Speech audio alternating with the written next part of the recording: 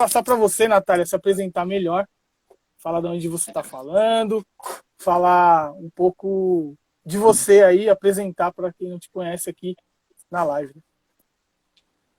Tá bom. Bem, boa noite para todo mundo que entrou, que está aí assistindo. Boa noite para os meninos. Primeiramente, queria agradecer pelo convite, né? Logo hoje, no dia da fotografia, olha só, eu lembrei mais cedo, eu falei, caramba, minha live vai ser no dia da fotografia, né? Que significativo para mim, assim, é muito especial, né, esse dia. E foi através da fotografia que eu consigo, né, mostrar um pouco do meu olhar e da minha luta, né? Foi através dessa arte que eu consegui documentar tantos e tantos outros atos aí, como esse que passou agora, né? Eu estou falando aqui de São Paulo mesmo, aqui do Jaraguá, inclusive, na verdade, bem perto aqui da Vila Pirituba. Alguns falam que é Jaraguá, outros falam que é Vila Pirituba. Para mim é terra indígena, é tudo Jaraguá, tudo Guarani, mas estou bem pertinho da aldeia. E acho que bem perto de vocês também, vocês postam. O Salve Quebrada, na verdade, posta várias fotos assim, eu falo, gente, é aqui perto, tenho certeza, porque eu sempre vejo essa mesma paisagem, esse mesmo enquadramento. Mas eu tô falando de São Paulo. Eu não sou daqui de São Paulo, eu sou do Amazonas, eu sou de Parintins, sou amazonense. Eu moro em São Paulo desde 2018 e frequento Jaraguá desde o ano passado. Né? Conheci os parentes guaranis na luta contra a construtora Tenda e desde lá eu venho documentando sempre que eu posso, né? Estar presente nos atos e na aldeia, nas comemorações, então eu estou sempre documentando. Atualmente é o povo que eu mais estou próximo, assim, né? São os parentes que eu mais estou próximo, aqui no Jaraguá. E é isso. Muito, muito massa. Bacana. Agora eu vou passar pro Thiago. Beleza. Natália, muito obrigado aí por ter aceitado o nosso convite, o convite do Circuito Clandestino Jaraguá Guarani, para participar dessa edição 2021. Né? A gente fica muito feliz de ter a sua presença, de você trazer um pouquinho da sua história, né? Um pouquinho do seu trabalho também, contar um pouquinho do seu trabalho, dos desafios que é também, porque eu sei que tem desafios. E, bom, eu vou começar pelo filme que a gente passou agora, né? Eu queria que você contasse um pouquinho como é que foi esse processo, porque eu estive com o Sandro lá também, mas a gente chegou depois, né? A gente chegou bem de tardezinha assim, 7 horas, né? Então, você esteve lá, você fez essas filmagens e pegou esse momento mais da entrada, né? E é uma mobilização muito séria, né? Muito forte, né? Para parar uma rodovia como é a rodovia dos Bandeirantes, não é fácil, né? E eu queria que você contasse então um pouquinho desses detalhes, como é que foi essa produção, esse preparo, né? E depois também a pós-produção. Então, nesse dia, eu cheguei bem de madrugada, acho que era por volta de 4 da manhã. E quando eu cheguei, os parentes já estavam acordados desde mais cedo. Quando eu cheguei, eles já estavam se pintando, né, se preparando para aquele momento, estavam arrumando as faixas e tudo mais. Então, eu cheguei 4 e pouca da manhã, 4 horas da manhã, e eles já estavam se preparando. Então, eu acho que muitos ali nem dormiram. Eu conversei com alguns, eles falaram, olha, estou virado aqui, estou acordado, né, ansioso por esse momento. Eles estavam com um pouco de receio também, porque essa rodovia ela é muito perigosa. Não para, o carro é muito difícil de parar ali. Não dá.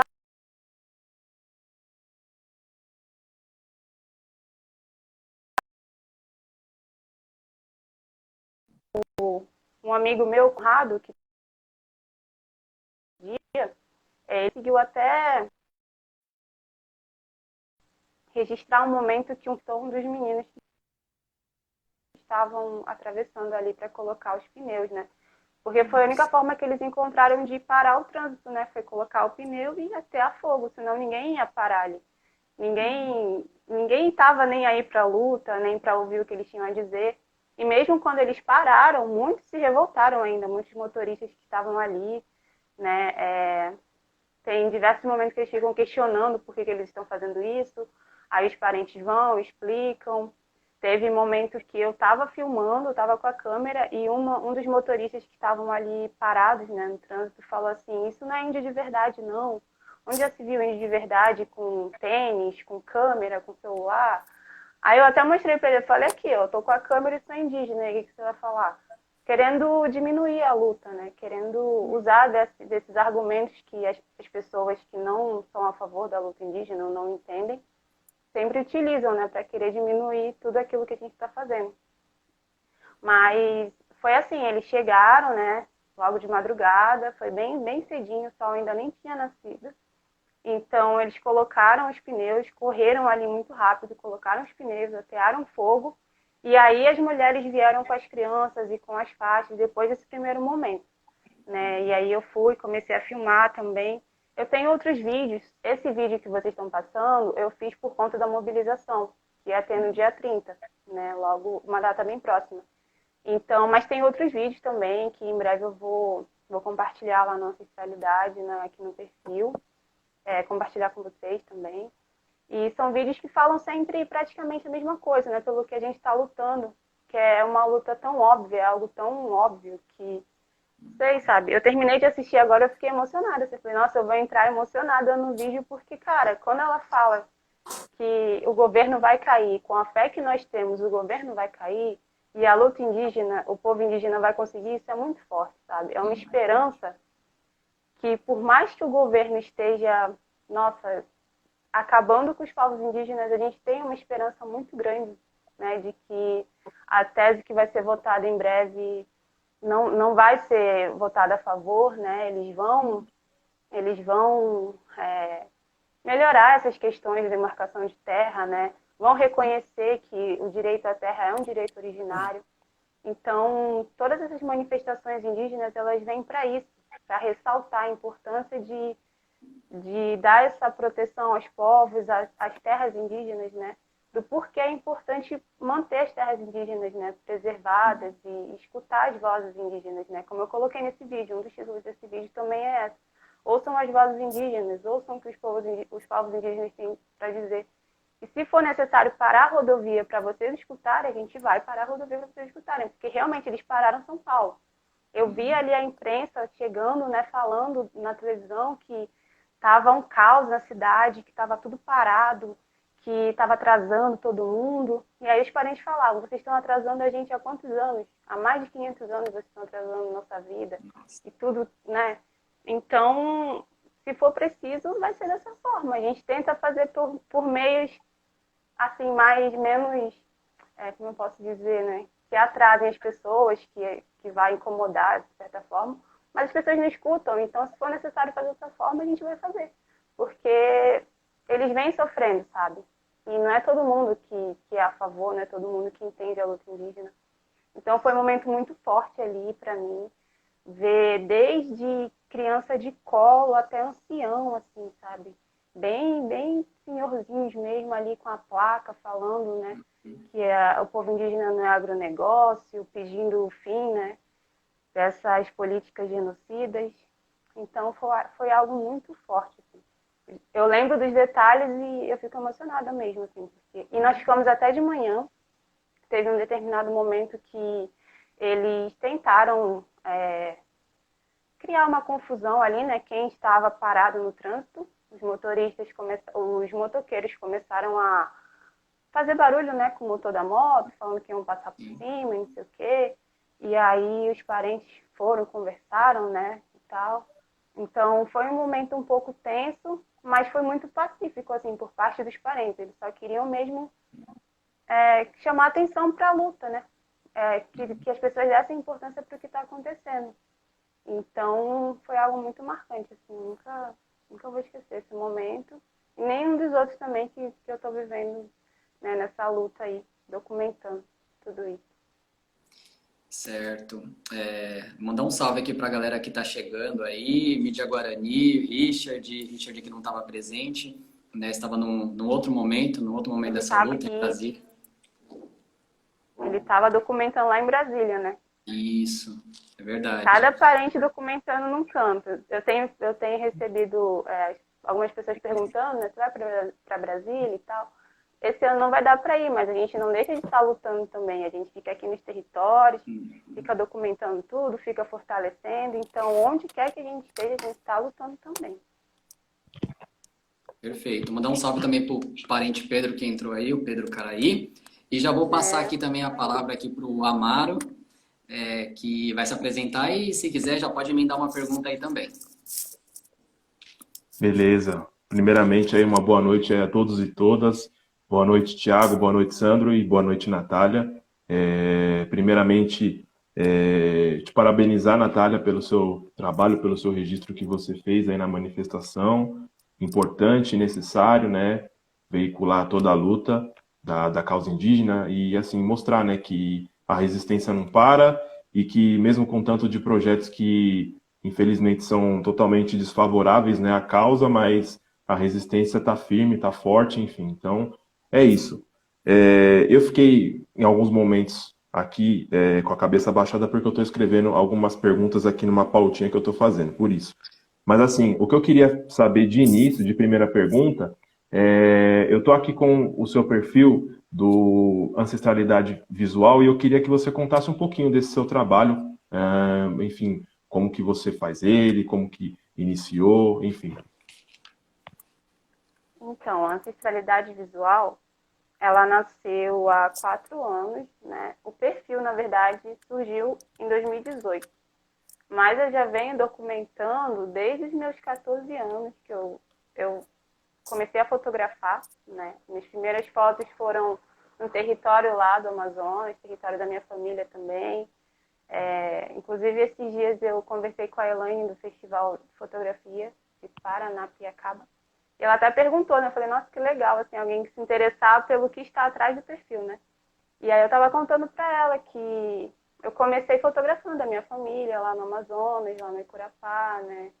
Que é no interior do Amazonas. Então, tem as vivências do feitio da farinha, da alimentação, né? Da pesca, da navegar pelo rio. Então, eu comecei mesmo fotografando tudo isso, registrando tudo isso. E aí eu fui me aproximar de fato mesmo da luta indígena e falar, não, eu quero documentar isso. Foi em 2018, quando eu tive a oportunidade de ir para Roraima. E lá eu pude ir na Casa de Saúde Indígena, né? E que é onde os parentes são levados das terras indígenas para serem tratados de alguma enfermidade, alguma doença, algum problema, né? E muitos lá estavam internados com gripe, inclusive. E eles estavam mal, né? Para a gente ver como um vírus que pra gente, assim, a gente reage tão tranquilamente, entre aspas, eles estavam lá internados e tudo mais. E lá eu tive a oportunidade de conversar com os parentes Yanomamis, né, Sanumá, que são as etnias ali da região de Roraima, entre outras, Macuxi e tudo mais. E aí eu conversei muito com a Noêmia Yanomami, que é uma liderança indígena de lá, uma mulher, né, tem 4 filhos. E ela me contou a realidade do que estava acontecendo, né, com a questão do garimpo. O garimpo estava muito forte lá, já em 2018, né, tão forte quanto agora. E junto com o garimpo vinha, né, a doença, vinha a poluição dos rios, vinha o assédio, o estupro, as meninas indígenas, né.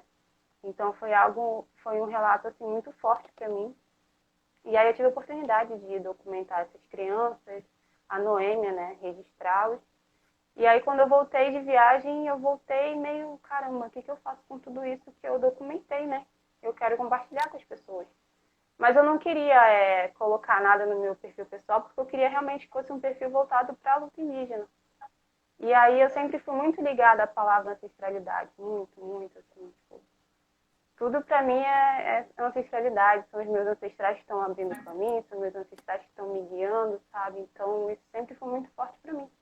E aí veio a ancestralidade, né? E o visual, do audiovisual, né? Eu sempre falei, tô com a câmera aqui, vou documentar tudo isso em foto, em vídeo, em tudo, né? E aí juntei os 2 nomes e criei o perfil. Tanto que as primeiras publicações lá embaixo são do povo Yanomami.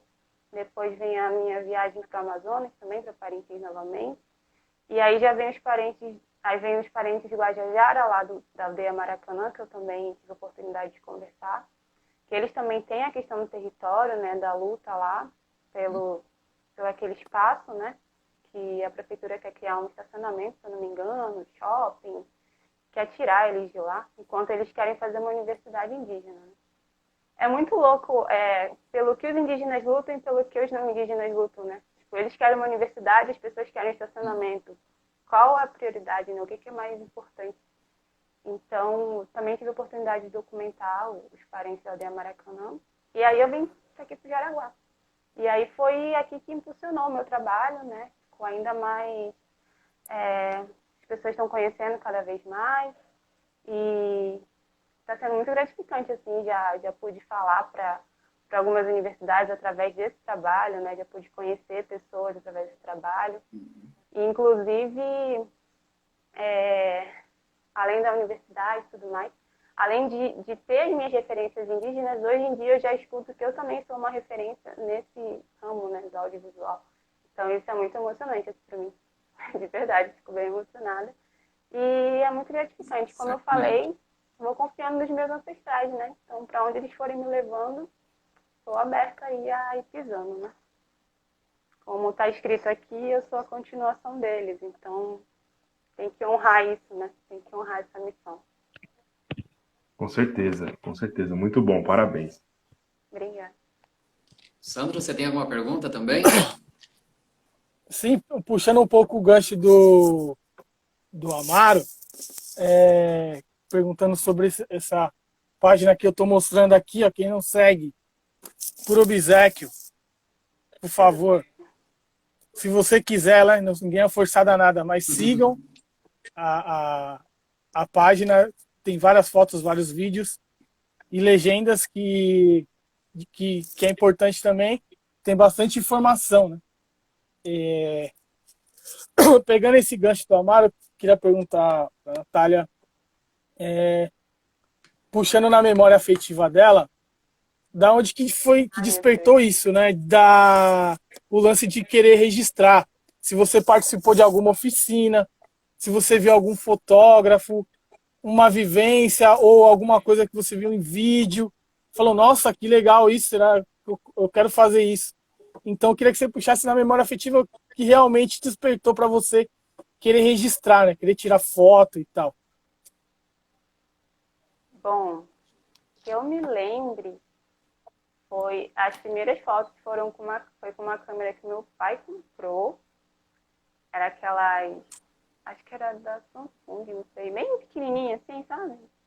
O que tinha um visorzinho e tal. Nossa, era relíquia. Daí eu comecei, né, a registrar. Depois eu fui morar no Rio, né? E lá no Rio também eu vi um curso numa escola lá, eu não lembro agora, acho que é Carlos Gubeck, é o nome do instituto. Daí eu falei, vou me inscrever, né? Eu já tinha trazido esses registros do Amazonas e tal. Só que eu queria muito saber editar também. Daí eu fui fazer o curso no Caluche, e aí eu fiz 2 semanas de curso, aí tiraram o curso, porque era gratuito. E aí eu só aprendi a introdução da história da fotografia.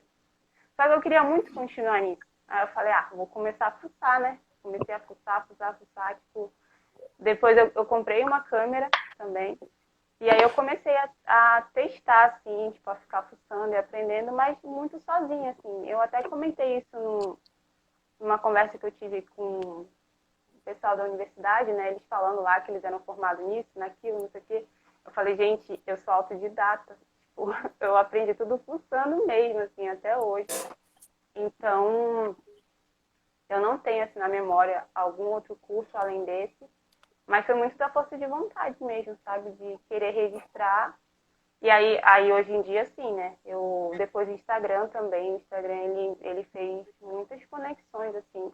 Como eu falei esses dias, eu não tinha referências indígenas antes do Instagram, tipo, de fotógrafos indígenas, sabe? Até 2012, 13, assim, eu não tinha referências indígenas.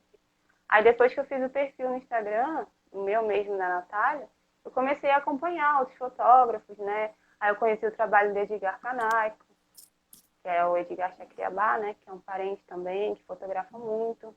Ele me deu várias dicas também, a gente conversava e tal. Depois eu conheci o trabalho do Genilson do Kamikia, que seria, eu acho que é assim que se pronuncia. também é uma pessoa que eu tenho, que é uma referência, assim, pelo que ele faz na aldeia dele. Então, eu sempre acompanhei esses parentes e falei, caramba, vou começar a documentar dessa forma, né? Tipo, sei lá, trazendo o que está aqui dentro, vamos descobrir o que está aqui dentro, sabe? E acho que o olhar é muito isso, né? O olhar do fotógrafo é você trazer o que você está sentindo, tentar fazer daquele enquadramento, daquele clique, o que você está sentindo naquele momento. Então, foi assim que começou, sabe? Mais Ah, mesmo lá na minha infância, assim, sabe? não, da hora, pô. É parecido com muitas e muitas pessoas, falando aqui do Brasil, que começa na prática. Vem a prática, o fazer e depois, existe uma teoria aqui, então, para mim ter mais Exatamente. recursos, para mim ter mais recursos dentro do que eu estou fazendo, então eu vou. Aí vem o estudo, né, que serve justamente para isso. Eu acho que o estudo ele serve para nos dar recurso dentro do que a gente está fazendo e para além disso passar para frente, né? Não tem sentido aprender e não passar. Então eu acho que o estudo, o conhecimento serve para ter recurso e passar para frente. Vou passar agora a palavra para o Thiago. Recente. Posso falar? O Thiago está com delay. Recentemente, Pode falar. Para mim? Tá ruim a internet aqui, tá ruim. A Mas vamos Natália lá. vai falar. Depois Ô, vai Natália, você. eu queria... beleza, beleza. não, não, só ia que você falou que tem que compartilhar aquilo que a gente sabe, e recentemente eu consegui fazer a primeira oficina, né, lá no Aí, que Jaraguá, onde eu massa. pude compartilhar com os jovens, as crianças lá, um pouco do que eu sei, né, compartilhar o que eu sei, na verdade. E, nossa, foi muito encantador, assim, ver eles pegando a câmera e se fotografando, se filmando, sabe? E teve um momento que a Shirley, uma das minhas alunas, ela começou a filmar a irmãzinha dela, sabe? Ela falando em Guarani. E eu fiquei, caramba, que incrível isso, né? Será que ela ainda... Claro que ela ainda não deve ter essa dimensão do quão importante é aquilo que ela está fazendo, né? Mas quando eu terminei a oficina, eu até falei pro parente que me convidou, eu falei, olha, se você quiser agora convidar eles, quando tiver algum ato, alguma coisa assim, pode dar a câmera na mão deles, que eles já sabem se virar já. Alguma coisa vai sair dali, alguma coisa muito boa. Então, foi muito... É muito isso que você falou, é aprender e passar para frente, né? E semeando, semeando para dar fruto lá na frente. É isso. Boa. Minha internet está um pouquinho ruim aqui, mas eu acho que vai rolar. Natália, eu queria saber qual a sua avaliação sobre a representatividade e a presença da mulher indígena no audiovisual brasileiro. Bom, quando eu estava falando das referências, isso até veio na minha cabeça. Falta eu citar as parentes indígenas, né? Cadê as mulheres aí na minha lista? Mas tem muitas também, né? Inclusive, eu citei recentemente numa lista que me perguntaram. Eu acho que ainda falta, né, oportunidade para a gente mostrar ainda mais o que a gente sabe fazer, porque a gente sabe fazer, né? Então, quando eu vejo mulheres no audiovisual, e principalmente mulheres indígenas, eu fico, caramba, ainda há esperança, sabe, de que a gente vai ter um espaço ali, né? Recentemente, no Falas da Terra da Rede Globo, que passou, teve, né, a Olinda Tupinambá, teve a Graci Guarani, né? E muitas outras parentes lá, sabe, representando e representando muito, cara. Ficou muito incrível aquela série. Então, eu acho que falta... a gente já tem algumas oportunidades, mas ainda faltam mais oportunidades, mais reconhecimento, né? E eu acho que é isso, assim, sabe? Convidem mais mulheres indígenas, né, para os trabalhos, para as produções, porque a gente sabe fazer, fazemos com muito capricho, com muito zelo, perfeccionismo, para sair incrível e perfeito. Então, eu acho que a gente está no caminho, né? Tá caminhando, mas ainda falta assim, um pouco mais de oportunidade e visibilidade, principalmente também. Ótimo. Minha Amaro? irmã entrou. Sua A irmã? Diana, Então, Diana aqui. Salve, Diana. Legal. Natália, eu tinha colocado aqui uma pergunta para saber mais sobre o início seu na fotografia, mas dentro do que o Sandro e o Thiago eles assim perguntaram, acho que já está bem esclarecido. O que eu queria saber agora era sobre assim as suas vivências lá em Parintins, né, na sua terra e também se você pudesse também contar um pouco mais sobre a sua etnia. Eu até não sei se é uma falta de respeito, tipo assim, perguntar acerca disso, mas enfim. Eu queria saber mais disso. Então, eu nasci em Parintins, né, como eu falei. Eu morei lá a minha infância inteira e aí, por volta dos meus 11 anos, mais ou menos, eu saí para ir morar aqui em São Paulo mesmo, com os meus pais. O meu pai, ele era artista plástico, né, do Festival de Parintins, aí um carnavalesco viu o trabalho dele, se encantou e convidou ele para vir para cá. Aí a gente veio, né. Como eu era muito pequena, vim com ele. Então, lá em Parintins, eu tive mais essa vivência, assim, eu até falo isso para os meus irmãos, né, que eu acho que eu tive essa mais oportunidade de aprender mais coisa lá, né, coisas que eles vieram muito pequenos e não puderam aprender tanto, assim, vivenciar tanto, né, que é desde os costumes, né, que a gente aprende lá. Parintins, ela tem muito essa raiz indígena, de vários povos, né? Eu não posso falar assim que eu sou só de uma etnia, porque dentro da minha família tem várias etnias. Tem Tupinambá, tem Mura, né? Eu sou uma indígena em retomada, né? O que é uma indígena em retomada? É uma indígena que está reconhecendo suas raízes e quer retomar cada vez mais as suas raízes, né? Esse processo assim é algo muito forte que só quem está passando mesmo consegue assim imaginar, né? A gente até fala que cada vez que o indígena retoma, uma caravela afunda, né? Porque é exatamente isso, você retomar as suas origens e saber mais sobre os povos que habitaram o lugar onde você nasceu, né?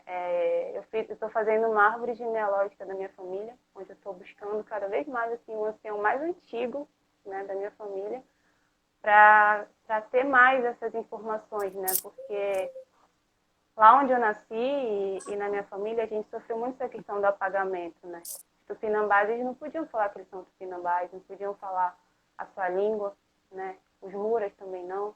Então, a gente sofreu essas questões de apagamento, de violação dos seus direitos, né? De ser indígena. E eu sou uma das pessoas que sofreu essas consequências, né? A gente que está aqui agora nessas gerações, a gente tem essas consequências do meu ancestral não ter podido vivenciar tudo que ele era, não poder falar o que ele era, né? Isso vai se perdendo. Então, assim, eu não tenho só uma etnia. Eu sou uma mistura de, pelo menos, aí uns 3 ou 4 povos, né? Daquela região ali do Amazonas. E tenho muito orgulho de cada um deles. Então, é mais isso. Os meus irmãos também estão retomando cada vez mais, a minha família. É muito, muito bonito de ver alguns até se inspirando no que eu estou fazendo, né? No que a minha mãe está fazendo. A minha mãe também ela tem isso muito forte nela, né? De retomar cada vez mais as origens dela. Então a gente vai inspirando para que mais familiares nossos vão retomando, né? Vai retomando essas raízes e fortalecendo cada vez mais esses costumes. Né? Em Parintins, como eu falei, a gente tem muito essa raiz cabocla, né? Essa raiz indígena. Tem muitos costumes ali que a gente aprende, né? Meus pais voltaram de Parintins semana passada e meu pai estava até me contando. Ele, olha, quando você for para lá, não esquece de não entrar no rio 3 horas da tarde. É uma coisa que eu já tinha esquecido, né? Que é uma hora sagrada. É bom você não entrar, não vai para o mato às 6 da tarde, né? Que é uma hora sagrada também. Respeita os encantados, respeita os seres das águas. Então, são raízes indígenas muito fortes, que vão desde das crenças, assim, do que a gente acredita, até alimentação, comportamento. Então, eu vim de lá muito pequena, mas isso não influenciou em nada na importância que eu dou cada vez mais, né, para as minhas raízes, para o lugar de onde eu vim. Muito pelo contrário, tudo que eu vivenciei só me faz sentir ainda mais orgulho do lugar onde eu nasci, de onde eu vim, e do processo que eu estou, né? Esse processo cada vez mais forte. Certo, muito bom. Antes de fazer a próxima pergunta, para quem está aqui na live, e se quiser, lógico, aqui em cima Na telinha tem uma setinha para baixo. Se você quiser clicar nessa setinha, vai aparecer outra janela. Aí você pode seguir todo mundo que está aqui na live sem sair da live, né? Porque se a gente, todo mundo se seguir, vamos saber o que um outro tá fazendo, qual o trabalho que o outro está desenvolvendo, e vamos poder dar mais atenção. E lembrando que todas as lives a gente sobe também no canal do YouTube do Circuito Clandestino. Tem um canal no YouTube lá, que inclusive esse ano vai ter uma live show no dia 29 de agosto, no encerramento do Alto Guarani, e vai ser a transmissão no YouTube. Então, se inscrevam lá no canal, ativa o lembrete lá da estreia da live. E é porque a gente sempre esquece de falar isso, e às vezes as pessoas querem seguir mais o trabalho, e lá tem vídeo desde o primeiro circuito clandestino, que foi em 2017, que rolou a primeira edição. Natália, agora eu queria que você, vamos ver se você vai entender um pouco, uma visão meio aqui de fora, assim, né, de você estar chegando aqui no Jaraguá, né, vindo de várias outras experiências, e dentro do que você acompanhou, do que você viu, como que você enxerga esse trabalho dos coletivos aqui, né? Do Salve Quebrada, do Ocupa Pinheirinho, do Cine Taipas, Fofão Rock Bar. E a gente tem um trabalho para ser mais direto, de quebrar o estereótipo do indígena na quebrada, né? Não podemos romantizar, falar que a quebrada inteira apoia a causa indígena, que é mentira, por falta de conhecimento. Então a gente tem esse trabalho de levar alguns indígenas nas escolas, de fazer eventos relacionados, como o Circuito Clandestino, que roda no território noroeste. Antes da pandemia rodava, né? Vai voltar quando passar todo esse genocídio do governo federal, que vai passar. Aí a gente roda na quebrada, passa no Jardim Damasceno, Pirituba, Perus, aqui no Jaraguá, em várias quebradas, levando a temática Guarani para dentro das quebradas, para fazer esse trabalho de base, né? Que não é um trabalho fácil. Então, como que você enxerga esse trabalho feito pelos coletivos, né? De se aproximar, criar vínculos com os povos originários, né? Que são os mais próximos aqui das 6 aldeias indígenas do Jaraguá. Eu acho muito importante e muito essencial, né? Acho que toda forma de apoio, de visibilidade para a causa indígena é muito importante. Então, eu conheci vocês através lá do pessoal do Jaraguá, né?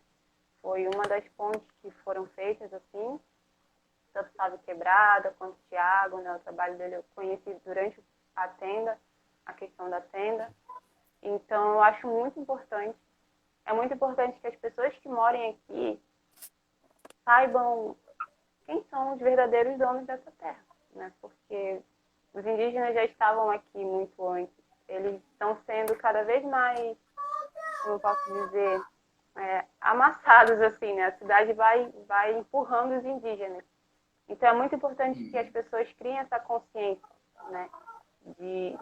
Dos povos que existem aqui, qual a sua luta, quais as suas necessidades, como posso ajudar, né? Então, o trabalho que o coletivo faz de aproximar é muito importante, né? Muitas vezes as pessoas nem escutariam falar se não fosse o coletivo, se não fosse uma live dessa, se não fosse uma publicação, né? As pessoas não saberiam o que está se passando, né?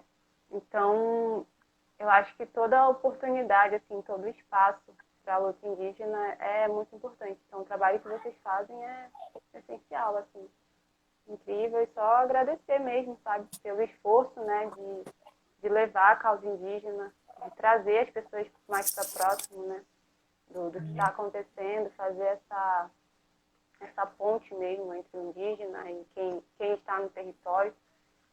Então é isso, eu acho essencial e é muito importante. Porque a luta, a gente já entendeu, né, e veio do indígena falar que a luta é a mesma, né? Então, o povo originário está sofrendo, mas a quebrada também está sofrendo muito. Então, entender, quando a gente fala que os povos originários são donos dessa terra, muitas pessoas entendem, ela é dona dessa terra, então ela é dona da minha casa, ela é dona de tudo isso aqui. Não, mano. É outro sentido, tá ligado? É você entender quem veio antes. E aí rola o respeito, né? Então a gente tem esse trabalho de fazer as pessoas entenderem o que é um povo originário, né? O que significa isso, né? O genocídio começou há 500 anos, né? E ele está dando continuidade dentro das quebradas também. Então, se a gente conhecer um pouco da nossa história, esse estereótipo vai quebrando, né? E eu acho que o trabalho mais forte é dentro das escolas. Lógico que a gente não é o Estado para fazer um trabalho de base e atingir todo mundo. Mas o passo que a nossa perna aguenta, a gente não deixa de dar, né? Acho que é mais ou menos isso com os coletivos aqui que a gente atua, né? Passar para o Thiago. É um trabalho de formiguinha, né? Cada um vai fazendo, e quando a gente for ver, a gente está atingindo uma galera aí, né? Quebrando preconceitos, preconceitos, né? Decolonizando muitos pensamentos aí, muitas cabeças. Foi o que eu falei no início, aquelas pessoas que ficaram paradas na Bandeirantes, em algum momento elas deram atenção para a causa indígena. Então, sabe, é importante chegar, né? Chegar, conversar. Claro que a gente pode falar de outra forma, fazer de outra forma, como vocês estão fazendo, né? Mas é importante que as pessoas deem essa atenção e saibam, né? Como você disse, o que aconteceu aqui antes e o que está acontecendo ainda agora. A realidade das aldeias aqui, pelo menos de Araguá, é muito próxima das quebradas mesmo, sabe? Muitas questões de estrutura, de tudo, assim, sabe? É algo que é a ser pensado, assim, em melhoria. Certo.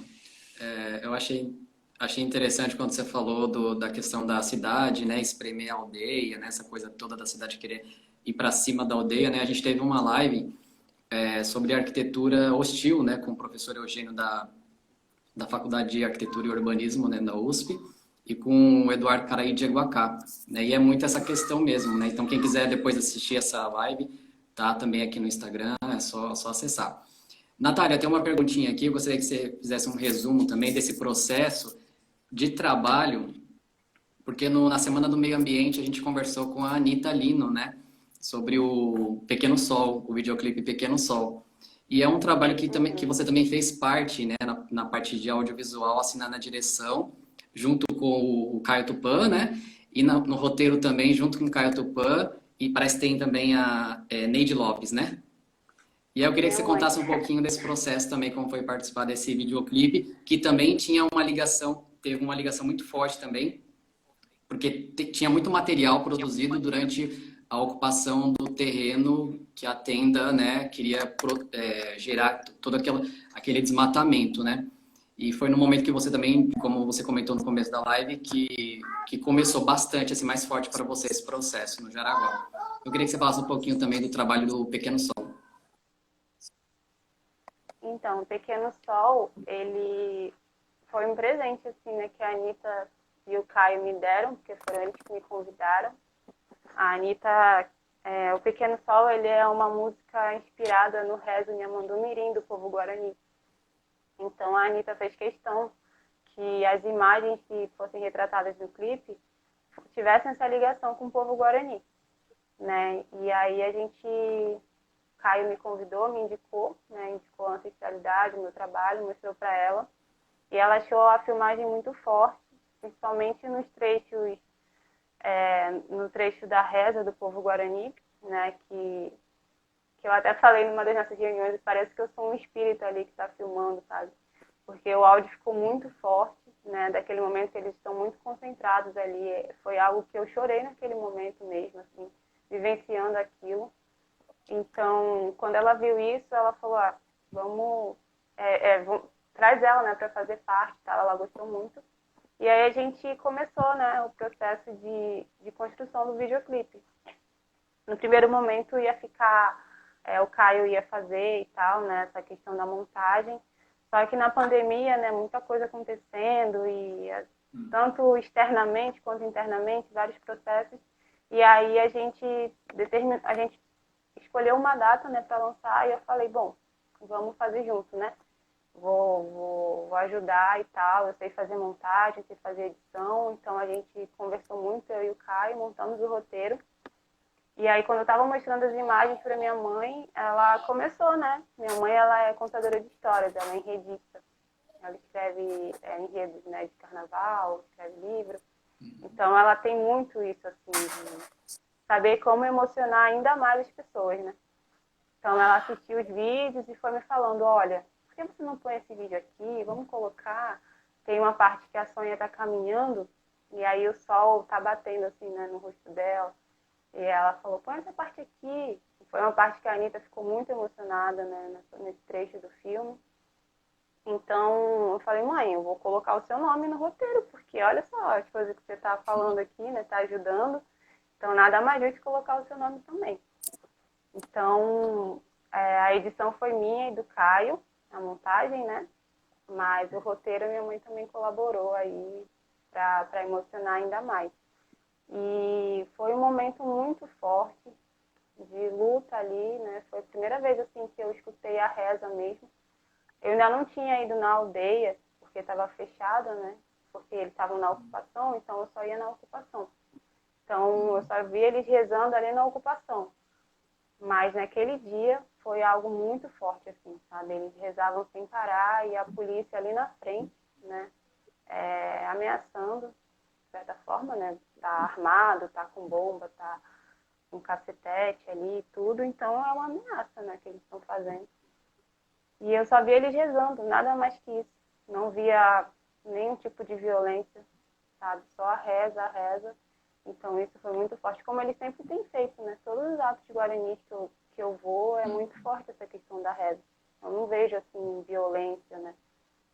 Então, a gente conseguiu retratar bem isso no clipe, né? A gente fez a introdução do Davi falando, do Davi Popiguá, que é uma liderança, né? Um ativista guarani, e explicando, né, a importância de cada árvore, né?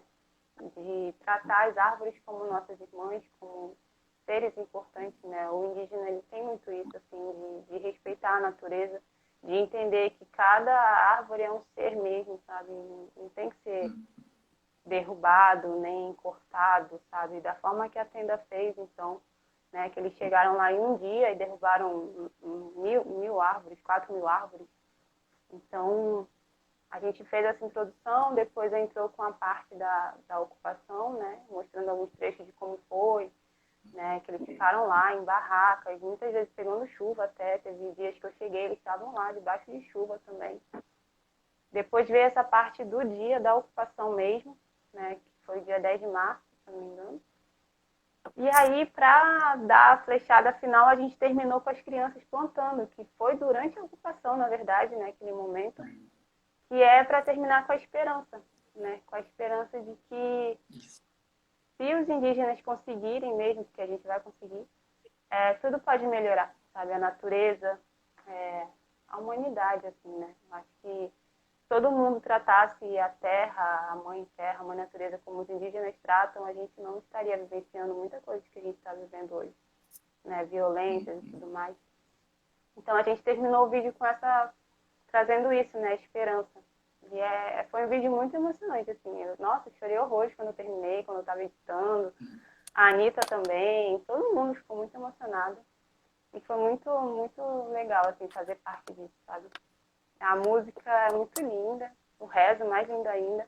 Então, eu acho que a gente conseguiu montar um clipe à altura, assim, né? Do que a música traz, dessa mensagem de esperança, de fé, né? Do povo indígena.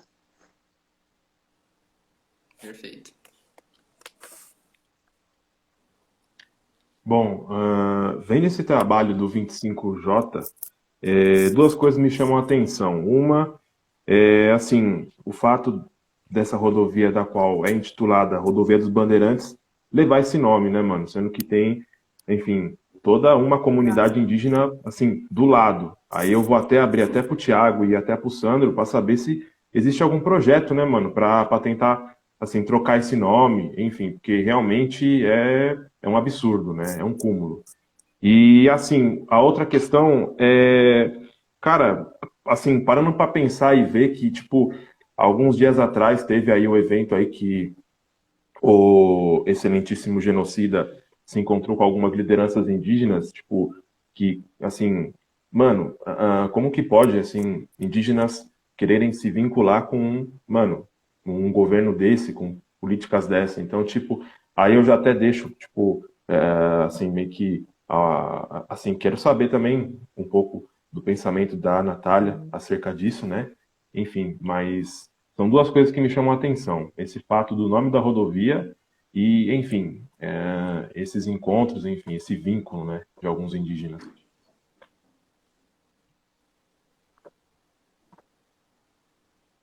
Natália primeiro.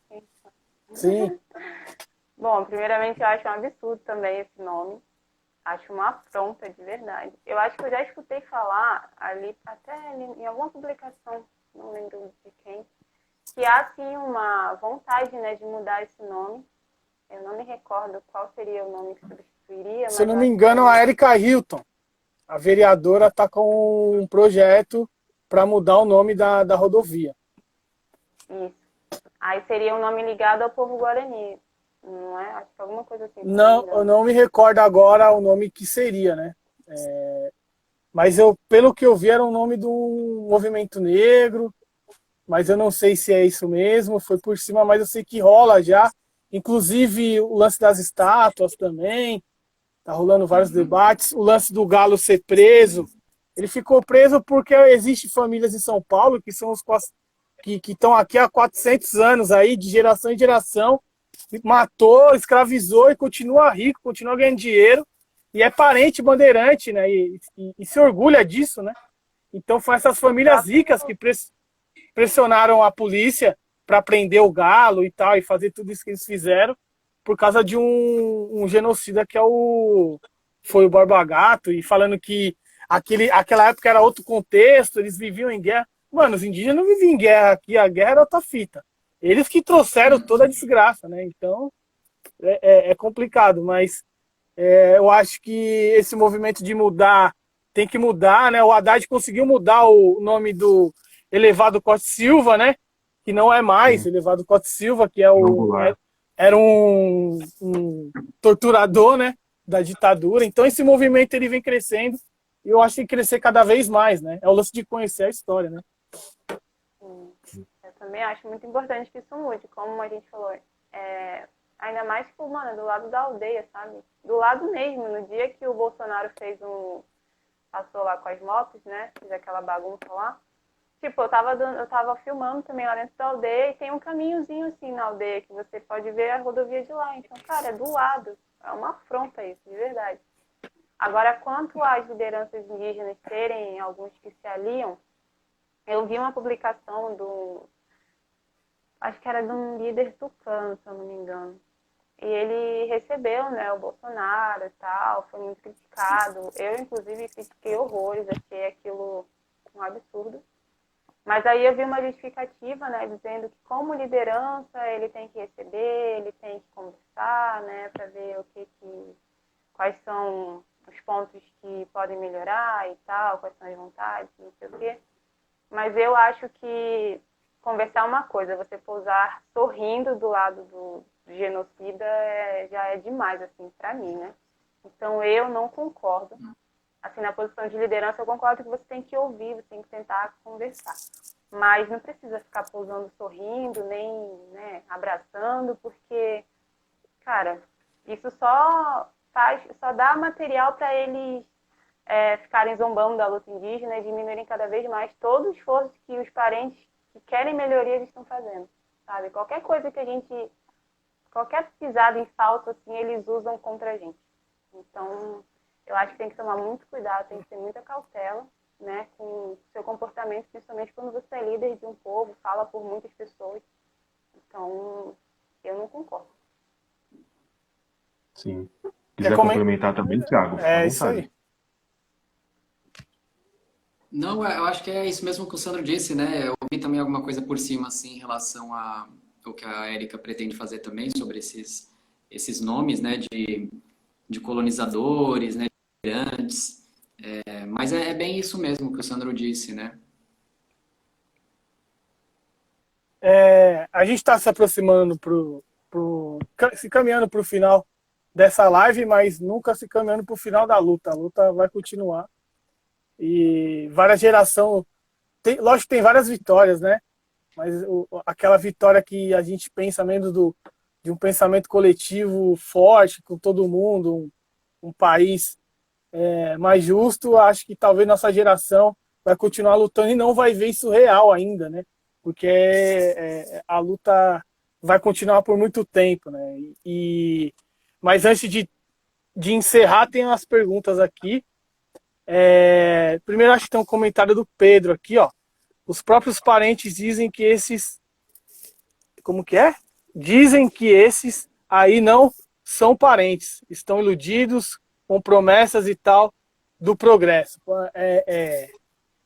Tem relação com o que a gente estava falando aqui agora sobre as lideranças que receberam genocida. E o Humberto faz uma pergunta aqui que pode ficar... Cada um pode falar um pouco sobre ela e depois a gente faz as considerações finais. Valeu, Humberto, pela pergunta a ele. Por que é tão difícil trabalhar essa questão da memória no Brasil, meus queridos? Ele perguntou aqui. Eu vou passar primeiro para Natália. Olha, de verdade, também não entendo, sabe?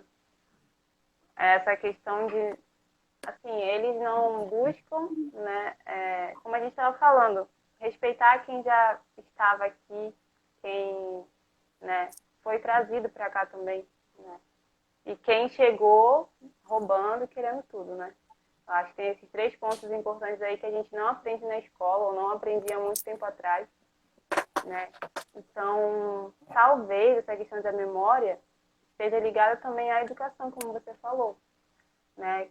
Que é importante a gente pontuar todas essas questões desde lá da educação primária, para que os adultos entendam, né? Aprendam o que está sendo, o que está em jogo, né? Essas pessoas que questionam a luta, que não entendem, muitas vezes elas também não tiveram acesso, né, às informações, por isso que elas não entendem, por isso que elas não... Tem uma certa ignorância aí, né? Então, eu acho que essa questão da memória está bem ligada à educação também que a gente tem, né? A educação histórica, né? Disso que eu estou falando, assim, de buscar essas reparações mesmo, né? Essas reparações da história dos que estavam aqui antes, dos que vieram e do que aconteceu aqui no Brasil. Mas é muito difícil mesmo, viu? O brasileiro, ele sofre muito com a memória. E você falou que... Não, depois eu falo sobre isso. Vou deixar todo mundo responder. O Thiago... A gente não combinou, mas ficou legal aqui. O Thiago já vai, depois vai o Amaro. Não foi nada combinado, mas tá rolando. Legal. Então, essa questão, essa dificuldade de se trabalhar essa questão da memória no Brasil, acho que o Brasil ainda está muito ligado à questão da colonização, né? O Brasil é um país colonizado por Portugal, né? Então, Portugal tem os seus heróis, né? E o Brasil se inspira nos heróis da colonização, né? Então, ou seja, são os heróis portugueses, né? No caso, os heróis de Portugal. E enquanto a gente tiver no poder essas pessoas, mesmo que o Sandro falou, que são descendentes, né, de bandeirantes, de colonizadores, né, e de presidentes também, assim, esses presidentes que a gente já teve, eu acho que ainda vai ser muito difícil mesmo de se trabalhar isso, né? A gente precisa de pessoas que representem a gente nesses lugares de poder, né, no Estado, e aí eu falo no Estado como um todo, né, no poder judiciário, legislativo, e presidencial também. E a partir do momento que a gente tiver mais representantes, eu acho que a gente vai conseguir trabalhar de uma forma mais fácil essa questão da memória, né? E derrubar um pouco esses nomes de colonizadores também, trazer um pouco mais de nomes do movimento negro, né? Do movimento indígena também, que fazem muito parte da história do Brasil também. É verdade. Passar para o Amaro. Sim.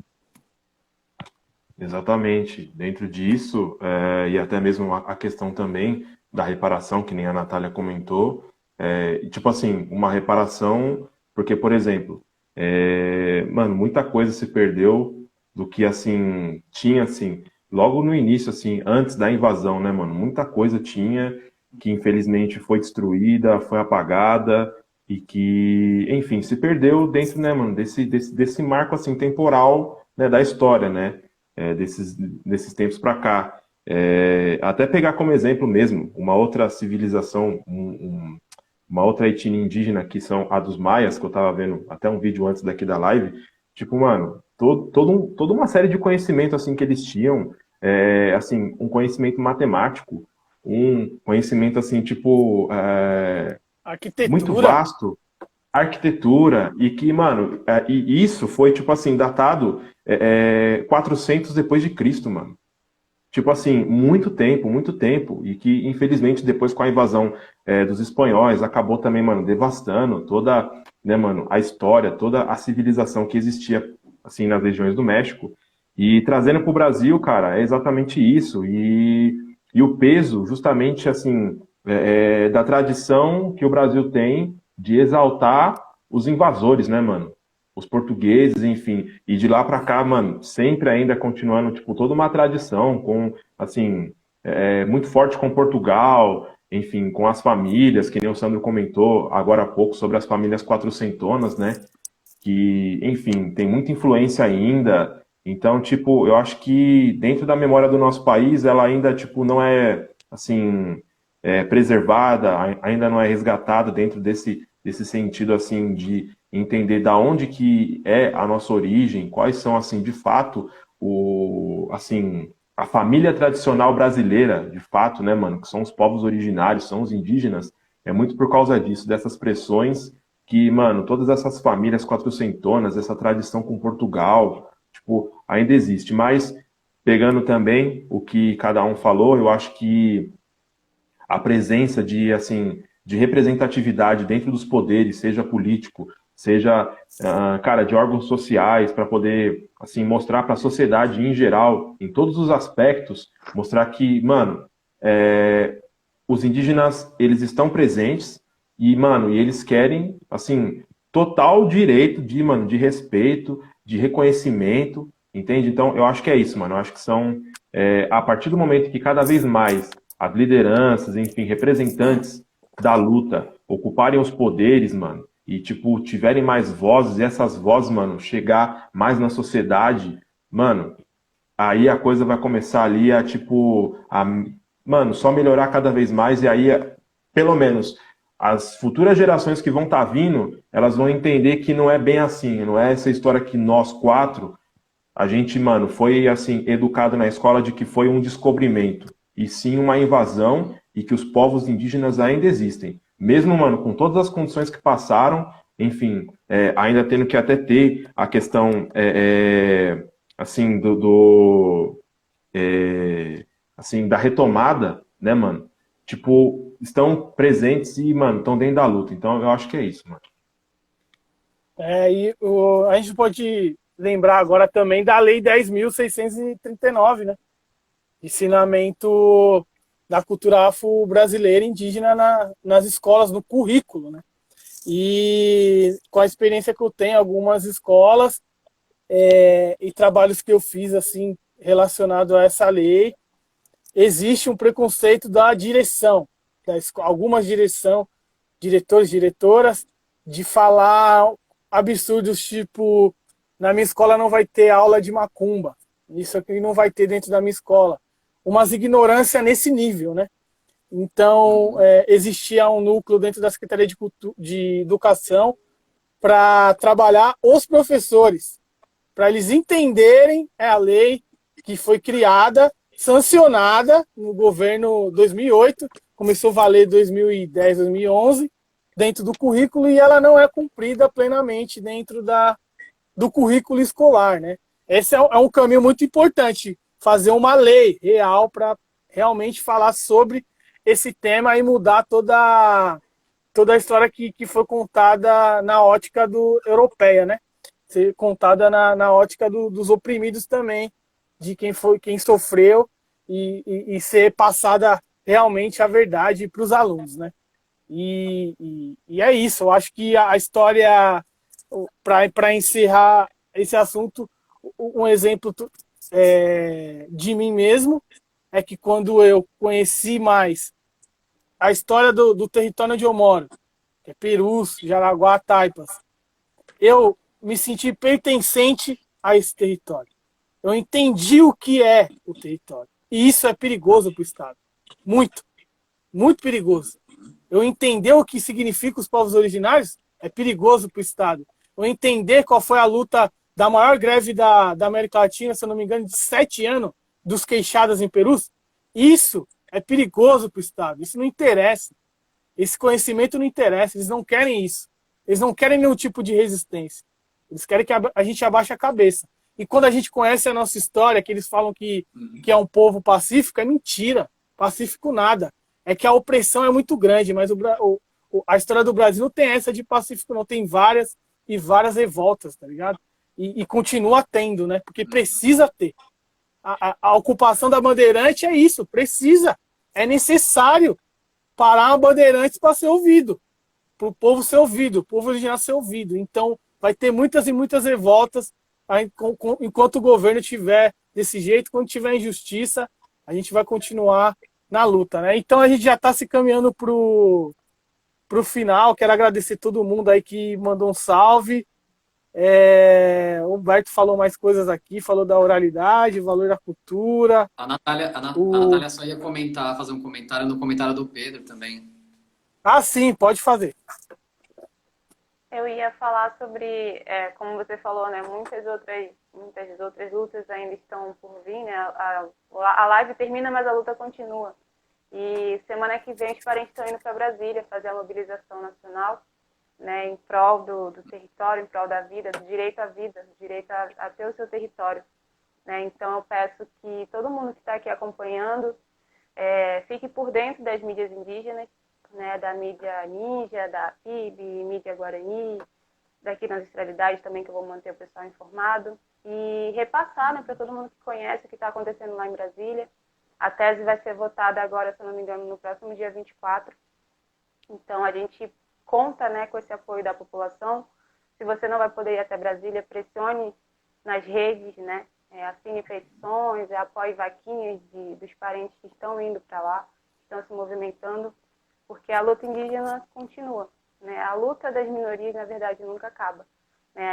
Como a Rafaiane falou, que é minha amiga também, fotógrafa ali, fotografa o pessoal do Jaraguá também, a gente tem que resistir para continuar existindo, né? Então, é isso que os parentes vão fazer lá em Brasília e nos seus territórios. Então, eu peço a todo mundo que está acompanhando que apoie, fique por dentro, tente entender o que está acontecendo e colabore, seja doando, seja compartilhando para alcançar mais pessoas. E lá em Brasília, durante a audiência, né, da tese, a gente vai ter a Joênia Wapichana, né, que é indígena, e vai estar lá defendendo os nossos direitos. Ela é advogada, né, entre outros parentes também que vão estar lá. Então, ela vai mais uma vez mostrar como é importante que o indígena fale por ele, né? E a gente tem essa voz indígena lá lutando pelos nossos direitos, porque só a gente sabe o que é melhor pra gente, né? Não é Bolsonaro que vai falar, não é o pessoal, os apoiadores dele. Então é isso, eu só ia pegar esse gancho mesmo para que as pessoas se empenhem mais e ficarem mais informadas, né, sobre o que está acontecendo nas questões indígenas e na luta. E ajudar, colaborar, toda ajuda é importante.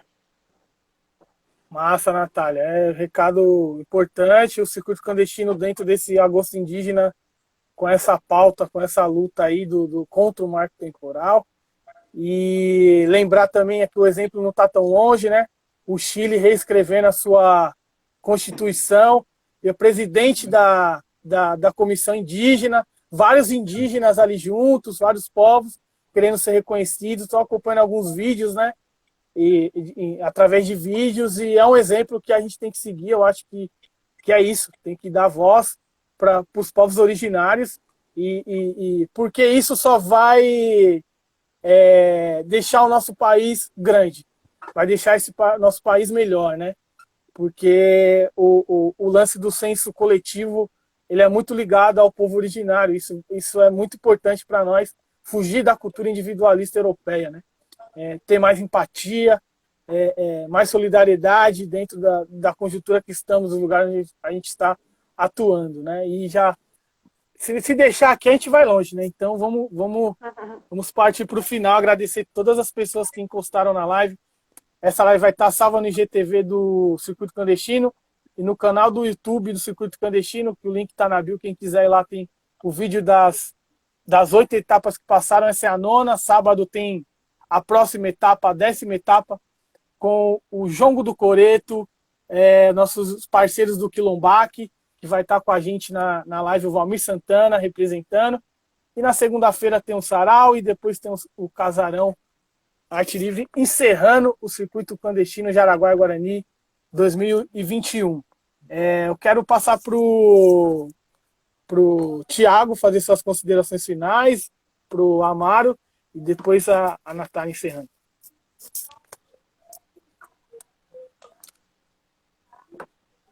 Perfeito. Quero agradecer primeiramente aí a Natália por ter aceitado o nosso convite, agradecer novamente, né, por ter aceitado o nosso convite. Foi muito boa a live, né, você trouxe muitas questões importantes, geramos aqui uma discussão muito boa sobre várias questões. Agradecer também ao Sandro, ao Amaro, a todos que estiveram a todos e todas que estiveram com a gente. Sigam Ancestralidade Visual, sigam também Ancestralidade Arte, né? Não deu tempo de falar, mas e vai seguir. Quem tá vindo pelo perfil do Ancestralidade Visual, siga também Fofão Rock Bar, Circuito Clandestino, Salve Quebrada e também o Cine Taipas aqui. É isso. Muito obrigado mesmo. É isso também. Só agradecer a todos e todas que, né, estiveram com a gente aqui nessa live. Agradecer a Natália por ter colado, por ter aceito aí o convite. E, cara, mais uma vez agradecer aí pela oportunidade de estar junto com vocês aqui. E, enfim, e é isso, mano. Vamos seguindo o Circuito Clandestino, sempre valorizando aí, exaltando as comunidades indígenas, enfim, toda a cultura indígena. O Sandro até citou o Chile aí, o exemplo deles. O Chile que tem, né, mano, um dos principais povos indígenas, assim, grande, que é o povo Mapuche. Então, é isso, mano, da hora. E só agradecer, mano, só agradecer e vamos que vamos. Vamos que sabadão tem mais Circuito Clandestino. Eu também queria agradecer a vocês e a quem assistiu, né, quem deu atenção pra gente, pôde tirar um pouquinho do seu tempo para ouvir o que a gente tem para dizer. Não é baboseira, é coisa muito importante. São lutas e causas que afetam todo mundo, né? O que a gente fala. A luta pela Mãe Terra é a mãe de todas as lutas. Então, se a natureza for destruída, se a Terra for destruída, quem vai sobrar, né? É o indígena, o branco, o negro, todo mundo vai embora, todo mundo vai morrer. Então, a gente precisa se juntar e lutar pelo que realmente importa, né? Então, muito obrigada pela oportunidade, pelo convite de poder conversar, de poder falar sobre o meu trabalho, sobre a minha história. E podem contar comigo para se precisarem aí. Quem quiser também saber mais, né, sobre alguma coisa que eu possa informar, é só me mandar mensagem no perfil. Fazer uma propaganda aqui, quem quiser a camisa também, tá? Só ir lá na Ancestralidade Arte. É uma camisa que se encaixa aí para todos nós, porque todos nós somos a continuidade. E é muito importante que a gente entenda essa nossa missão aqui, né? E lute por isso, pelo que a gente acredita. Então é isso. Muito obrigada. E vou continuar acompanhando aí, junto com vocês também, o circuito e o trabalho tão importante que vocês vêm fazendo. Gratidão, gente. Cueca Tureté. Valeu, muito obrigado. Parabenizar a Natália, o Thiago, a Rafaela que está aí, todos os fotógrafos, o dia do fotógrafo, da fotografia, né? Parabéns pelo trabalho de vocês, que é tão importante, o registro, o olhar de vocês sobre a periferia, sobre as aldeias. E é muito importante o trabalho de vocês e que vocês continuem firme e forte nos cliques aí, fortalecendo e registrando vários momentos para a gente aqui. E no audiovisual também, com vídeos ou o que seja, né? Essa aqui foi a 9ª etapa do Circuito Clandestino Jaraguá e Guarani 2021, junto com o Cine Taipas, que é um dos vários eventos que a gente faz aqui atua na Noroeste, dentro do Espaço Cultural Libertário Fofão Rock Bar. Como a Natália falou, foi só a primeira vez, Natália. Com certeza vamos te chamar para outros eventos que a gente faz, principalmente quando passar tudo isso, presencialmente também, poder rodar seus vídeos dentro do Cine Taipas lá no Espaço Cultural Libertário Fofão Rock Bar. Vai ser muito massa. E você quer falar? Vou dar um outro spoiler, que o partido mês que vem tem na Proa da Canoa. Vou divulgar aqui na Ancestralidade, que é um projeto que eu estou fazendo. E para quem quiser saber mais sobre a vida amazonense, ribeirinha, só seguir lá na Proa da Canoa. E também vai vir muita coisa legal aí em breve. Então é isso. Só Massa, acompanhar que vai ficar por bacana. dentro. Massa, pode contar com a gente aí para divulgação, pode que a gente divulga nas nossas redes aí, sim, que vai ser um prazer. Estamos abertos aqui a todas as pessoas que também estão vendo. A gente está aberto, a gente está na construção coletiva, né? A gente não inventamos a roda. A gente está dando continuidade a toda uma luta que foi feita lá atrás e a gente não pode ser a geração que fracassou de vez, né? Vamos derrubar esse governo genocida.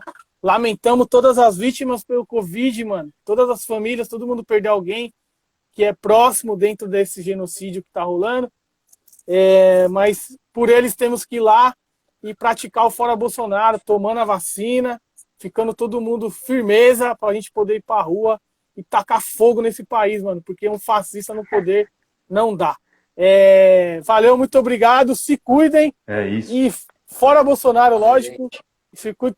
Sabadão estamos de volta. Valeu. Valeu. Se cuidem. Valeu. Valeu, Natália.